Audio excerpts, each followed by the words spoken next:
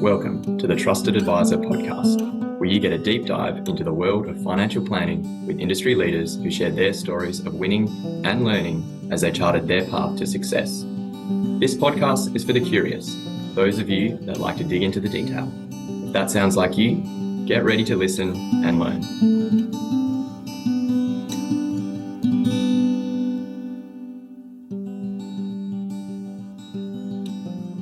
Welcome to this episode of the Trusted Advisor podcast. Today, I'm joined by Neil Kendall, Managing Director of Tupicoffs and a respected figure in the Australian financial planning profession. Neil is not only a former chair of the FPA, now the FAAA, but also a tech-forward leader who's reimagining how advice businesses manage compliance, client data, and cybersecurity. In this episode, Neil shares how his firm has integrated artificial intelligence into their compliance systems using a platform called Theta Lake, a tool that now reviews every recorded client meeting, email, and phone call to flag risks and training opportunities with pinpoint accuracy. The result? A more robust, more efficient, and more cost-effective compliance process with some surprising benefits, including a reduction in professional indemnity insurance premiums. We also unpack how Neil has combined MyProsperity for client data aggregation and secure document exchange, and how he's used Salesforce Financial Services Cloud to build a live daily snapshot of every client's balance sheet and risk profile. Systems talk to each other, update automatically, and support his team to respond in real time, something every advisor dreams of when a client calls through and expects you to remember everything about their position. This conversation is packed with practical insights on leveraging technology, not just for efficiency, but for deeper client engagement and bulletproof cyber protection. If you've been wondering how to future-proof your practice while lifting the bar on service and compliance, this one is for you. Let's dive in.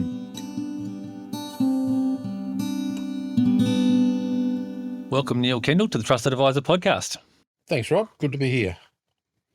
Great to have a chat to you today, Neil. We spoke a couple of weeks ago now. I initially reached out to you just before Cyclone Alfred came flying through the coast of Queensland.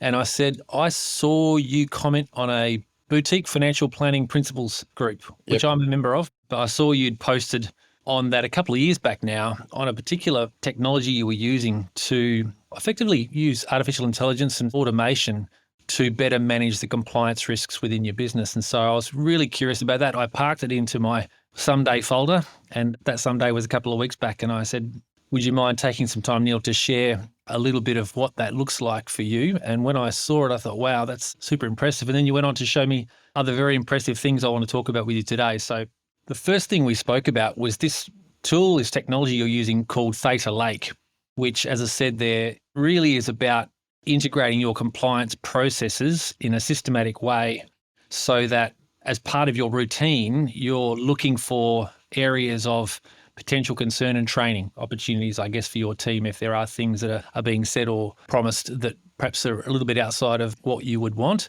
So can you walk us through, starting off, Neil, walk us through that Theta Lake and how it integrates with your compliance process and how has it changed the way your team manages the risk of giving advice? Okay, sure, Rob. Happy to do that. I mean, we take compliance fairly seriously.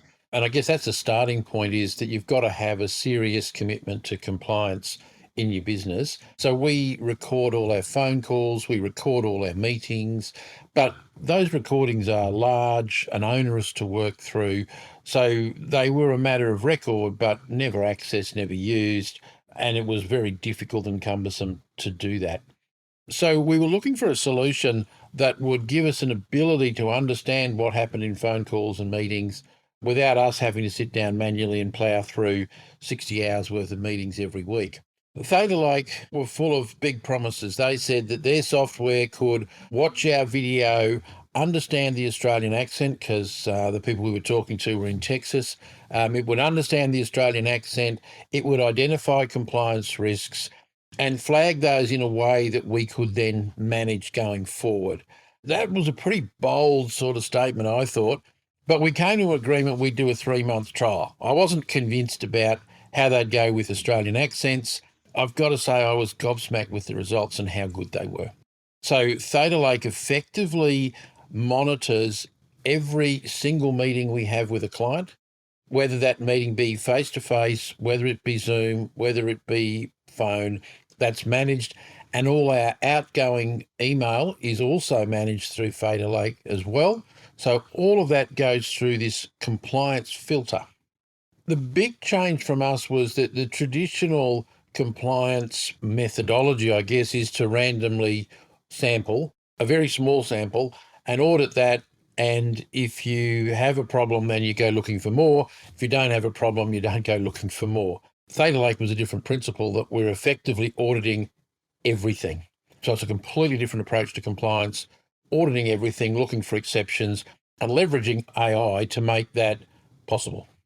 Yeah, and when you showed me, I was pretty amazed and impressed at what it does do. You were showing me, as you say, every conversation, whether it be phone, whether it be an in-person meeting that you record with the client in the room, all of that's being run through this filter effectively. It's a way of actually everything being assessed for its integrity, I guess, and the way in which things are being explained. And not that people are necessarily trying to do the wrong thing, but sometimes they might be saying things that you need to catch them out. So you've created this mechanism to review everything that's going through your advice firm and automatically identify things that are of concern and really be much more systematic, as opposed to, as you said there before, randomly sampling files, which is a really hit and miss exercise.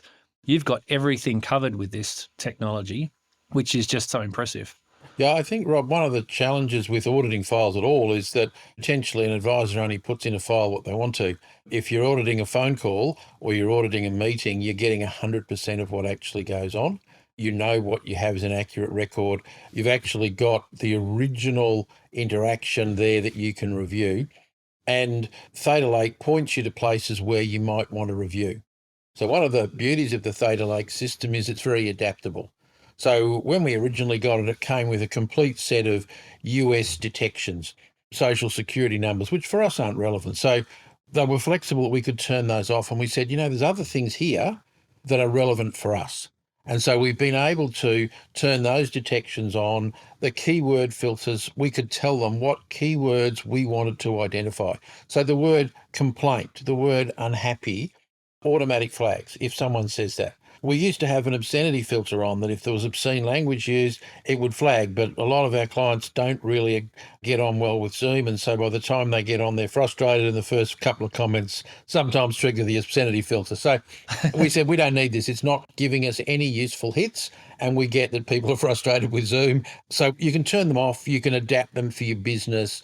You can say different behaviours. So, for instance, in a Zoom meeting, if somebody was putting something on a piece of paper and showing it on the screen that didn't reconcile with the conversation, that flags. Now, I didn't really believe that till I tried it, but I worked with my practice manager at the time and I put up a bit of paper that said, call me on my mobile with the number. Didn't say it, and it flagged, it identified that that was an unusual behaviour. It looks for coercive behaviour. And again, you can modify and turn those things on and off as you want to identify what's important to your business. So they've been very good in terms of doing that. The other thing that I think is really important is when it flags in an hour and a half meeting that there are 2 points in the conversation that require review, it flags, and I can just click on those 2 points, and it can literally take 1 minute to do both of those reviews, as opposed to listening to an hour and a half of appointment to identify those 2 points. So that's very handy, the way you can very quickly access the information.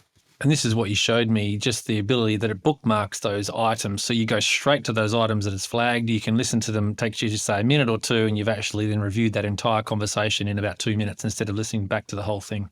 And it tells me why it's been flagged. So it tells me what behaviour caused it to flag, exactly where it is in the video or the phone call or in an email. So I know what I'm looking for when I get there, and I can listen to it and go, okay, not a problem, or it is a problem, or it's actually something the client said. And so we can decide whether that's relevant or not relevant. So go back for me to pre-Theta Lake days. When did you roll that out, and what did compliance look like for you before that, and how has Theta Lake specifically kind of dealt with the challenges you were thinking, how do I solve for this? Yeah, so our compliance was very much like everyone else's compliance. Randomly select 2 or 3 files, go through those files, see what's in those files, tick a bunch of boxes and go, yep, all the things I'm expecting are in there. We did record the meetings, but no one was going to spend the time that it took to listen to those meetings unless something flagged. So if the paperwork didn't cause alarm, then nothing else would happen. What we found in practical sense is that things do flag up that are training items, things you say, hey, you could have explained that better. Or when a client says they're unhappy, that's a complaint. And this is the complaints procedure. So different things actually come up that we wouldn't necessarily otherwise see.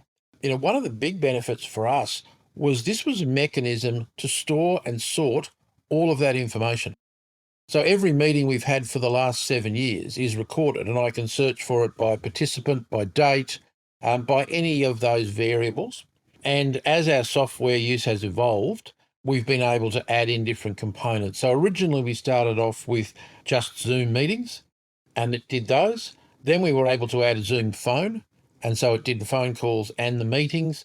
Then we just started turning the Zoom meetings on for our in-person meetings and recording, and all this is automated. So if I do a Zoom meeting, I don't do anything. It just automatically, it's set up to upload straight into Theta Lake, go through the analysis, and either fall into the further review or successfully reviewed bucket. If it does need further review, it automatically flags to the reviewer that I've nominated to actually conduct that review. And within the Theta Lake application, they can record their notes as they go. So when they identify those things, they can say not a concern, action taken, whatever they want to put in can be noted. So there is a record, not only that we've done this sort of AI review, but the manual review that's flagged has produced a result, and you can see who did it, when and where, and what their outcome was from that. So if ASIC were to come knocking in terms of management and supervision, I'm pretty sure we could tick that box. How do you think about then, Neil, this question of recording, saving, and perhaps maybe spend a minute talking about how Theta Lake saves and archives those records? How do you think about that in terms of, do you keep those records indefinitely while they're a client? Do you purge them after a 7-year duration? How do you manage that process of the archiving and retention of records? We maintain all of them permanently. And Theta Lake, as part of our annual fee, just includes the retention of all of that data. So, in fact, I checked the data just before this meeting. So we have 1.3 terabytes of data on the Theta Lake server. It is, of course, two-factor authentication because this is all private and confidential information. So Of course. it is all under two-factor authentication. We have a local stored copy that we use, but all of the Theta Lake is a backup essentially to all of that information. But for us, the beauty of it is it's searchable. If I know the phone number of a person I've had a phone call with, I can just search in the database in Theta Lake. In 2 minutes, every phone call to that phone number or from that phone number can be identified. If I know that it was with a particular planner on a particular day, I can pull up a list of all of those. So the search capabilities are quite significant if I'm looking for something. If we had a conversation with a superannuation fund, then I'm able to identify what day that happened, and I know the call number for the super fund. I can find that conversation. And we've often been able to help the super funds with those conversations. When they couldn't find them, we could say, well, okay, here's actually a copy of our recording of that conversation. So it's interesting that we've got more powerful systems than some of these large super funds. Yeah. Can you think of an example or two of where it's proven to be super, super useful, not just in terms of the routine checking and making sure you can train and check compliance, but a couple of examples like that one, perhaps? Do clients feel more secure in this process? Do they feel more, okay, well, I can't really challenge what was said, my recollection of it, because I know the guys have recorded what was said. So can you talk a bit about a couple of those really key examples of where you've thought, wow, this is really helping us a lot? Yeah, well, I think, Rob, that's always important. And that's not so much the Theta Lake piece, but just having an accurate recording. One, as a financial advisor, I know that everything that I say to my client and everything they say to me is recorded. So from a behavioural perspective, I want to make sure that I'm not saying anything I shouldn't be. And the clients are certainly aware because we ask permission every single time. they're aware it's being recorded, so they know they can't come in and say, I told you this, I told you that. We did have an instance of a client that gave us an instruction, or in fact it was me, gave me an instruction which I said I didn't think was a very good idea. He insisted on it being done. And I said, well, that's a risk you're taking. It's not what I recommend you do. And in fact, I'd recommend you don't do it. Unsurprisingly, 3 months later, it all went pear-shaped. He was on the phone. What have you done? That's not what I meant. I told you just to do a quarter. You've done the whole thing. And his wife was with us at the meeting. And I said to her, Shirley, you were there. And she said, oh, I'm not getting involved in this. I said, okay, well, let's just listen to the recording. That'll tell us exactly what was said by whom. And it was very obvious listening to that recording exactly what he'd asked for, exactly what I'd said, my rejection of it as a good idea, my telling him it was being done as his instruction against my advice. And he was still disgruntled, but accepted fully that he had made the decision, not us, and he'd acted against our advice. And that's the only instance I've had, but worthwhile not to be in a dispute over what would have been $1 million. Wow. Well, that's fairly significant, you'd have to say, the power of actually having an accurate recording of what was said and what was promised. Obviously, the client can be selective when they've lost a significant amount of money and they want to try and find someone to blame sometimes, perhaps for that, not always looking at themselves first. And what a great protection that is for any business. So the power of recording it. So can you talk through, you mentioned there earlier, you customised it obviously from Texas talk to Australian. So can you talk through some of the key triggers you've customised to fit the needs of a financial planning business specifically? You talked about complaints, if they say unhappy or complaining. What other things can you point to that you've actually done to customise the way Theta Lake treats conversations? Yeah, so there's lots of things that we've done here. We've used a lot of the standard things as well. So it recognises when credit card numbers are either given verbally, whether they're displayed on the screen. So that's a trigger for us because we shouldn't have credit card details being discussed. It recognises private financial information being displayed on the screen. It recognises different forms of screen sharing that might be inappropriate. So we don't sort of have to worry too much about porn filters and things, but I'm guessing some businesses do. But it recognises if it's a financial site and can flag that, which obviously for us doesn't really matter. There are different ways of screen sharing. So screen sharing where it actually shows the URL to a confidential information. So we discovered that a lot of us were sharing a document, but it had a URL at the top into our database. Now, they shouldn't have been able to act on it anyway, but it's bad practice. So we said to everybody, when you're sharing a document, make sure you're sharing it without the URL being visible. It's just not good practice to make that visible. Make sure you're not sharing our in-house CRM system with clients. So just being able to look at those sorts of things. Coercive behaviour is an issue. Now, it flags coercive behaviour. Often it's conversations between clients rather than us necessarily. Yeah, but sure. again, always worth just checking in to go, okay, what's happening there? It sort of even manages tone that, an aggressive conversation will flag. So I think sometimes, it can be tempting for an advisor not to perhaps recognise a complaint because the definition is so broad. Yes. This system we found is quite effective at recognising a complaint and flagging that. The things that it flags, probably 90% of the time are not issues, but 10% of the time they are things that we think we could do better, or there's some training involved, or even maybe we have to do a breach report or a complaint. But the ability to be 100% comprehensive across every client interaction, and in fact, every vendor interaction. So when we're talking to a super fund and we had a situation where they gave us a piece of information about what needed to happen for a client, we followed that instruction. It didn't achieve the result, which resulted in a loss to the client.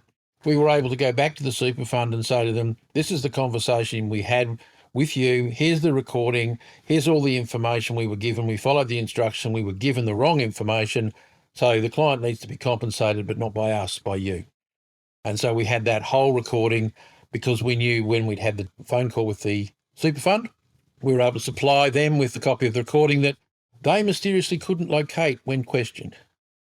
Well, that alone, apart from the client scenario you just mentioned, that scenario as well, we were getting incorrect information from a provider, that would have to be two of the most compelling reasons for people to really consider implementing a solution such as you have there with Theta Lake, because We do want to be better on compliance. We do want to train our team to be more careful about what they say and how they say it. But just the protection it provides you against providers making erroneous statements that we rely upon, or clients making decisions that we've advised them against and then trying to hold us to account for that. So, I mean, really powerful examples there, Neil. As I said, when I first saw you show me, and just I thought, what a great way to defend against situations that you've just described. So can you talk through what are some of the most unexpected insights you've gained from using Theta Lake over the past 5 years? Look, and I think while you're talking about compelling benefits, Rob, one that we didn't expect but came up was a reduction in PI insurance costs. Wow. So, that's always been a bugbear, how much money's gone out. I mean, in 55 years, we haven't had a PI claim, and it was always annoying how much we were paying for PI. And so we actually organised with our broker to do a demonstration to the underwriter of how Theta Lake worked. Now, as a result of that, we managed to get a reasonably significant discount on our PI insurance when they could see that we weren't just doing random couple of file audits. It was everything being audited. They could see the system at work. They were a bit gobsmacked at what the AI was able to identify, and they were prepared to actually discount our PI premium based on that. And on our most recent renewal, they were prepared to continue that as long as we gave them a commitment that system was still being used, which it is. So, for us, that was probably a very unexpected, handy little benefit, that some of the cost of the Theta Lake application was offset by a reduction in PI premiums. Can you speak to that for a second in terms of that? I mean, that's brilliant. Obviously, another massively compelling reason to look at it. So there's a cost to the solution. Are you happy to share the quantum of cost versus the saving on the PI, and perhaps even then talk about what it's done in terms of your compliance staffing needs as well, in terms of the cost to support the business? Yeah, sure. It's not just our compliance cost which is important here. It's the ability to get someone to do the job. So no one in the world wants to sit down and listen to 60 hours of video a week and audio a week to do that audit. So people just aren't interested. But to spend 30 minutes doing effectively the same thing on pinpoint accuracy, our compliance person doesn't object to that. They're quite happy to do that and go, okay, well, I've identified these issues, or I've listened to this meeting or these parts of this meeting, and I've picked up this tone of conversation or whatever it might be, and identify some training opportunities out of that. So, and what we were struggling with was the cost of a compliance person, in rough terms, is about 6 times our annual cost for the complete system. So I think that it reduces the need for a compliance person by 80%. So essentially we've got 20% of cost of the compliance person, 20% cost of the software, and the other 60% we get to keep, and then we get a PI discount on top. That's a really positive way to look at it, because it's a reality, isn't it? In reality, to try and get the same level of scrutiny that you're getting through a system, you'd have to pay a lot more to someone who would actually be doing a really challenging role, and try and keep them in their seat would be difficult. So now you've got a complete package where someone's doing very pinpoint accurate checking, and it's saving you an enormous amount of their time and being more effective in the process. So more effective and lower cost. So yeah, it's certainly a compelling proposition. But this business like ours, or any other business that's listening, was considering implementing Theta Lake, what would be your number one piece of advice? Honestly, Rob, get on with it. Look, I think as a business, you have to decide on your commitment to compliance. So if you are committed to a compliant best practice business, this is a fantastic tool for helping you to do that. You need to make sure that you are doing the basics, because if you don't record any of your meetings, if you don't record your phone calls, then you've obviously got to get those processes set up. Theta Lake is effectively platform agnostic. So it doesn't matter if you do Google Meet or Zoom or Microsoft Teams, it all feeds in. So you can do all of that. So, from that perspective, when you've got your basic tech right, we obviously use Zoom Phone, so that's dead easy, but other phone systems can also be integrated in. So I would say get in contact with Theta Lake, talk to them. We were their first Australian customer. They set up an Australian data centre so that our data wasn't going into the US or Europe. Very responsive. They spent a lot of time in the first year coaching us through how to improve the system. We wanted our client service audits to be done by the head of client service. We wanted our financial planner audits to be done by our compliance person. Our other staff in the office were audited by our manager. So we actually wanted the system to be able to say, okay, who was in that meeting? So if it was Neil, it should go to the compliance manager. If it was Jenny, then it should go to the head of client service. So you've got to build that configuration up. But essentially, we sat with them on a couple of video calls for probably spent a total of 3 hours over 6 months just to fine tune that the way we wanted it. They did it all for us, and it just runs seamlessly in the background. Yeah, fantastic. So I'm definitely going to want to put the contact details of Theta Lake in the show notes for this episode, because I'm sure there'll be people listening thinking that sounds pretty impressive, to say the least, and they'll want to reach out, us included. But Theta Lake isn't the only piece of tech you've employed into your business, Neil. When we spoke a couple of weeks back, you showed me a number of other things which were equally impressive. So, you're very focused around compliance, but also data security. So, you're trying to cover all bases here. And one of the things you've rolled out at Tupicoffs, and you've been around for a long time, you mentioned the history of the firm, and you're well known as being a former FPA chair, now the FAAA. So you're a person that has been around a long time and has seen a lot of things, and obviously employing the best practices of businesses in the country. So you have rolled out the MyProsperity option for your clients as well as a client portal. Yes. You talked about that with me, and you about just the role it plays in your client engagement process. Can you talk a bit about that and how you see MyProsperity being a really important technology and tool for your business? Yeah, sure, Rob, happy to. Look, our original motivation was trying to get data from disparate sources. We're trying to give comprehensive financial advice.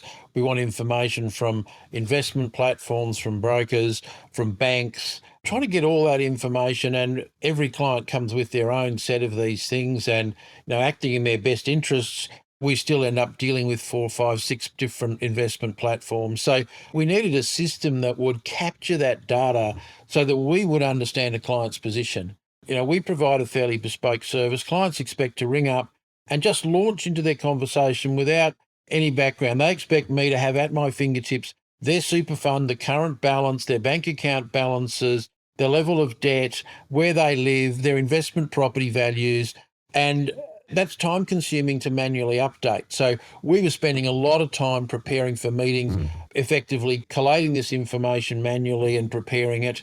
And so the original motivation with MyProsperity was it was a cross-platform data aggregation tool. Clients were sort of 50-50 on that. They saw the value of it. Some of them weren't interested. Some of them were quite happy to do it. It's migrated a long way from there. So for us, we are very conscious about cybersecurity. We have extensive cybersecurity measures in our office. What we don't have is any control over the client's cybersecurity. And we have done seminars for them, and we've encouraged them not to all use the same password with a limited degree of success. But what really concerned us was clients would say, well, can you send me my statement of position? And our statement of position is quite comprehensive. Names, addresses, dates of birth, current investments, account numbers, balances. It would be the perfect tool for someone that wanted to do identity fraud to have in their fingertips. So we got to the point where we said to clients, look, we're just not going to email this out because we're not convinced that at your end the security is good enough. And so we're going to use MyProsperity's secure client portal. And so that's been fantastic.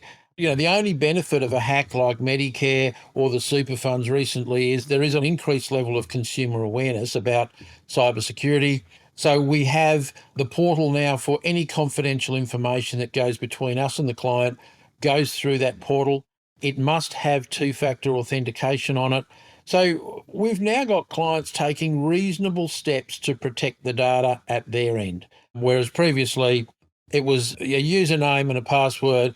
And I don't want to tell you how many of the passwords were partner's name, last 2 digits of the year of birth, ! And you could literally guess and say, is your password Rosie 48 ! And I go, how could you know that? And you go, oh, not that hard. So that client portal's been fabulous from our perspective. The other thing was we actually saved a heap of money on DocuSign. So we were paying for DocuSign. MyProsperity's now done the legwork to actually get the DocuSign equivalents inside there at no cost. So from that perspective, we've still got electronic signing, but inside that secure document portal. And one of the dangers of a portal is that no one can remember their password because they don't use it often enough. But now when they're getting secure data from us, when they're signing a document electronically, they're in and out of that portal quite regularly. So that familiarity means that they remember their passwords, they know how to get in and out of it. So that's really worked fabulously well. The other thing that's been amazing for us, MyProsperity is about individual record keeping. And the reporting across the entire client base for us is non-existent. But the ability to export that data into our internal systems, that gives us a total holding. We can, in literally 2 minutes, identify every client that has BHP, whether it's in Macquarie Wrap, in a self-managed super fund, in a broker account, issuer-sponsored. It doesn't matter. We can find everyone who owns BHP in less than 2 minutes. So that ability to aggregate and dissect the data, which our internal systems do, means we have an asset allocation for every client every day that is up to date. It's given us a real ability to chop and change the data, dissect what's going on, identify variances from our risk tolerance to say, hey, the investments you've got have drifted north in levels of risk, and so we think there's something that needs to be done there. So that's been fabulous.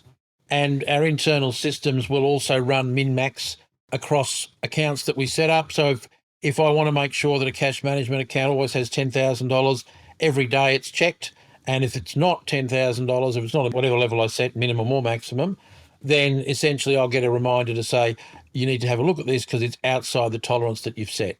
So getting that feed of data into your systems every day is just so powerful in terms of understanding your clients, delivering service. I can tell them when they're going to run out of money in their cash account before they know. And that's always nice, rather than a month later when they haven't been paid.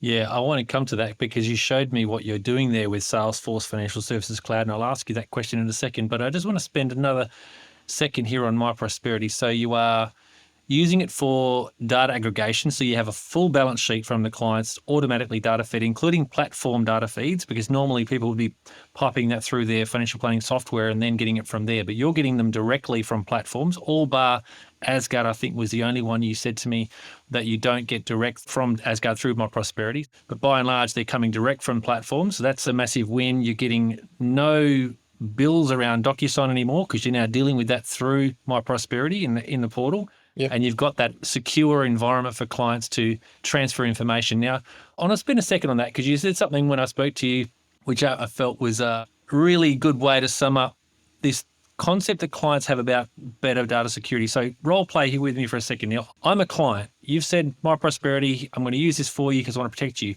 And I say, oh, come on, Neil. Do I have to use another software system? Can't I just email you my data? You know, what's wrong with that? I mean, how risky is it really? So give me the answer you gave me when I spoke to you a couple of weeks ago. Okay, and look, my answer is always the same to this. We can either get your cybersecurity right, or we can wait until you've been hacked and lost $100,000 and then we can fix it. But given we've got a choice right now, why wouldn't we fix it now rather than waiting to be hacked and losing money? And I think the more hacks that occur, the more people just go, yeah, you're right, I just need to do it. So there is an inevitability to being hacked if you don't take reasonable precautions. Yeah, no, absolutely. And as you say, the awareness that's coming out from these recent cybersecurity breaches is just making clients more cognizant of just the risks that they are facing and the costs potentially. They might be one of the clients on the end of that if they don't get their affairs in good order. So let's turn to Salesforce FSC because you showed me a demonstration of what you're doing there. You've got all that data pulling through from MyProsperity. So you get a full balance sheet, you do risk tolerances around their asset position. So what are some of the key modifications you've made to your instance of Salesforce FSC that have made the biggest impact on the way you give advice and the way you manage just the client phoning in and expecting you to know everything? Yeah, so there's a couple of things that we've done there. I guess the first thing was hooking it up to MyProsperity, which was a surprisingly easy and seamless process and relatively cheap process to do. So we were able to just hook up the pipe from MyProsperity and that data feeds through every night. And it's been, as I say, surprisingly easy to do. And it's quite reliable these days. I mean, our first year was a little frustrating. I don't think a lot of people do that with MyProsperity, but it's a much more robust system these days. And so it's been pretty good. That feeds into a visual diagram and populates all the values on it. So the updated values come through every day onto that. It feeds an asset allocation model that tells us what the client's allocation to equities, global, local equities, property, direct property, listed property, cash, fixed interest is, and produces a nice little graph so we can see what that is. All of it's clicked through. So if I had an example yesterday, I had a client wanting to talk about cash, I could very quickly just identify his defensive assets, click on that, and see a listing of all the cash holdings the client had in different entities, literally a 1-second exercise across all entities. We can also bulk that up in terms of I can look at a client level, I can look at a planner level, and I can look at a business level. So I can see if planners have got a different approach by the way the money is allocated. We can see every investment that every client holds, and we can see that again aggregated at client level, planner level, business level. We know what our total business exposure is to BHP. We know what it is to the Vanguard International Share Fund. We can see each one of those, and so we can make decisions if there are announcements, and we can identify which clients might be in that regardless of how they hold those individual assets. It also feeds into our risk tool that effectively enables us to establish a daily risk level against the target that's been set and identify variances and say, well, you're under risk compared to what you were targeting, or you're over risked, and we can then take action to deal with that as well. Okay, so what was the biggest challenge in getting Salesforce Financial Services Cloud to work exactly the way you needed it for financial planning? Because it's an out-of-the-box solution, but it doesn't always deliver a customized version that you can use. Tell me how that rollout went for you in terms of implementation, and what was the biggest challenge in getting it to work exactly the way you wanted? The implementation for us was relatively straightforward. We had a system, an old archaic system called Goldmine that we used. We exported all that data and we got effectively a Salesforce version of the Goldmine data.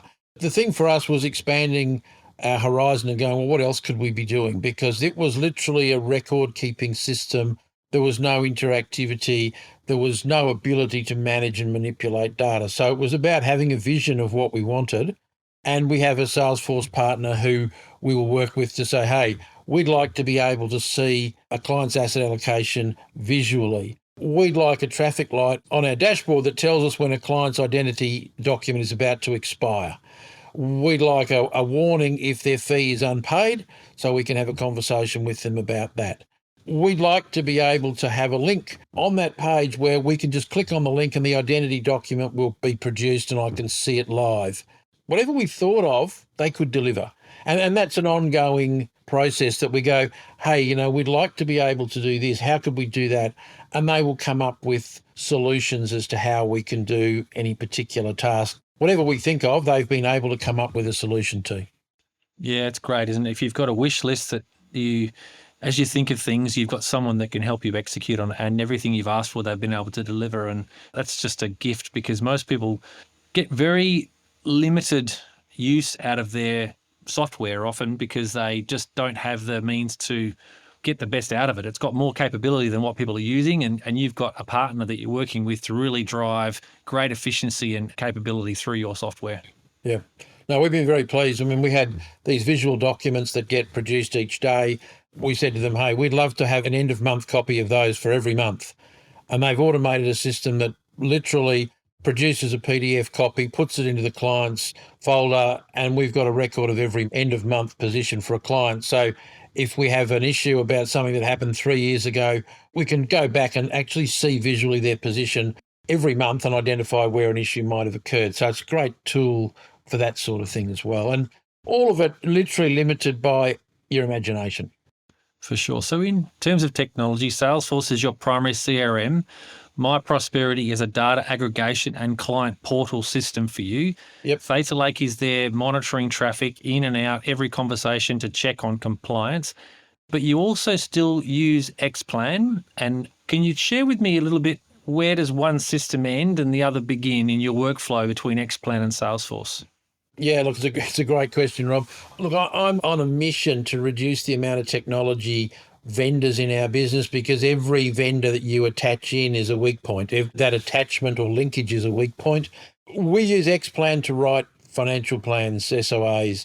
Unfortunately, from all of our research, there is no better tool. There are much better tools in our view to manage your client records, your workflow, reporting things, much better tools. But in terms of statements of advice, some of the abilities to do fee comparisons and other things that are quick and easy and automatic in Xplan, we've not found anything else. So I'm a reluctant Xplan user, but every paraplanner uses it. No one else in the business does. Everybody uses Salesforce as their core system, the source of truth, but we haven't found a better way of producing a statement of advice than Xplan.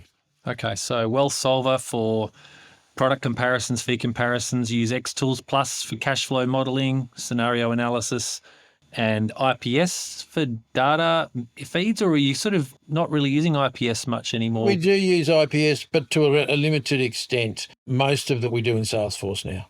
Yeah, sure. And ultimately for plan production, do you have a plug-in from a third party for plan production? We use FinTech, which was an innovation that was developed by a former Iris Xplan employee, Matt McGinty. We're using that for our templates. What are you using there to make Xplan's SOA templates work for you? So we've actually contracted with Enzumo to sort of manage our Xplan installation, not unlike Salesforce, I guess, although I don't think to the same level of sophistication as Salesforce, but it's a very powerful beast, but you have to know how to use it and you have to tailor it to work for your business. We've used Enzumo because the tech in Xplan is not easy to work with. It's very specialized. The joy of Salesforce is that you can do a 2-week course and actually make useful amendments and changes. And where we need to, there's a global workforce who can help us with Salesforce at a reasonable price. Yeah, for sure. Neil, your technology and the way you've implemented it was just so impressive when I saw it. When I was really just checking in with you to ask about Theta Lake initially, because I was really curious about this question of how to better manage compliance risk in your business, in our business.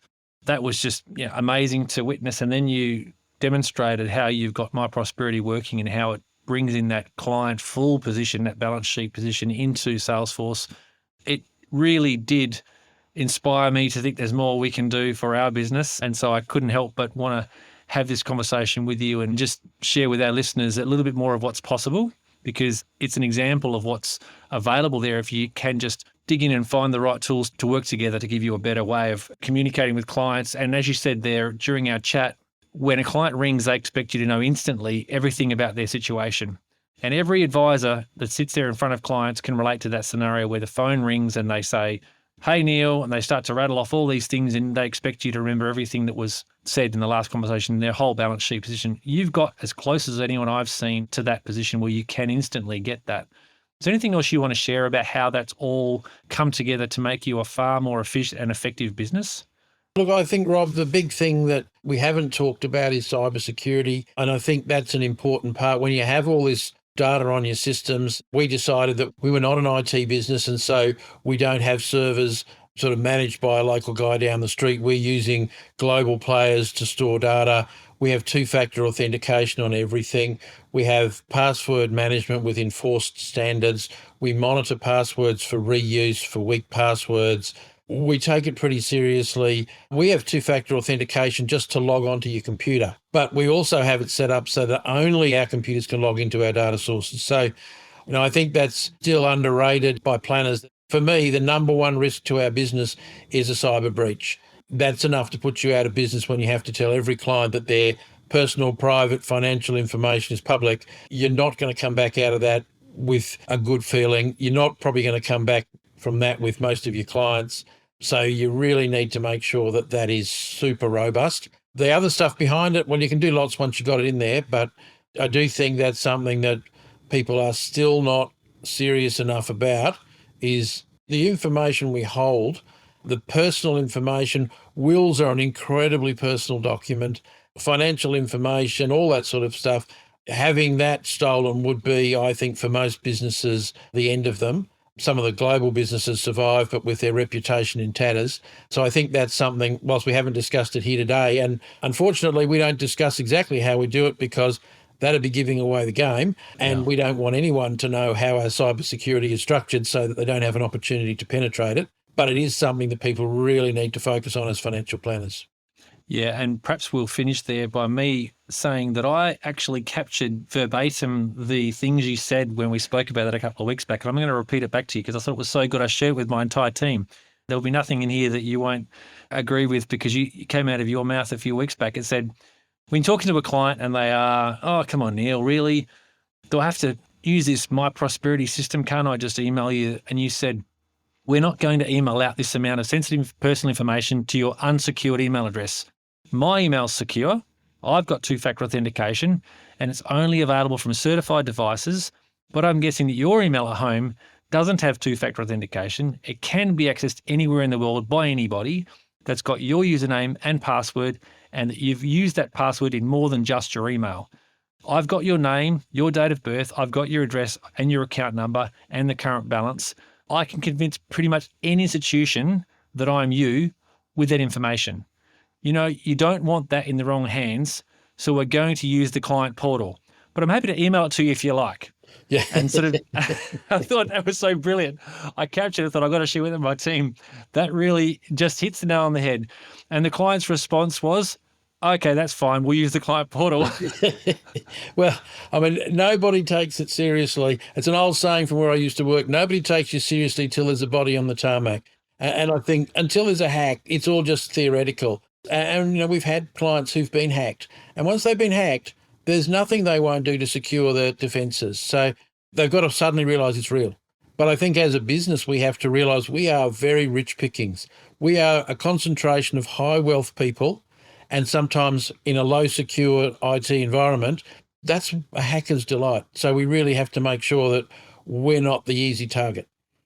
A timely reminder, given the recent cyber breaches we've seen with some of our big superannuation funds, Neil. I really appreciate you taking the time today to stop and have a chat again, and just to share this with the listeners of our podcast, because it was just so impressive what you're doing there. And I just had to have a chat again for my own benefit, but also for everyone that tunes in. So thank you again, Neil Kendall, for joining me on the Trusted Advisor podcast. Been a pleasure, Rob.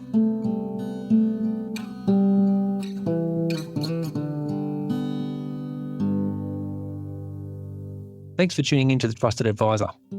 I hope today's conversation brought you new insights and inspiration for growing your business. If you enjoyed this episode, please subscribe on your favourite podcast platform, leave a review and share it with others in the industry. And don't forget to connect with us on LinkedIn for updates on future episodes. Until next time, keep building trust, embracing innovation and driving success in your practice.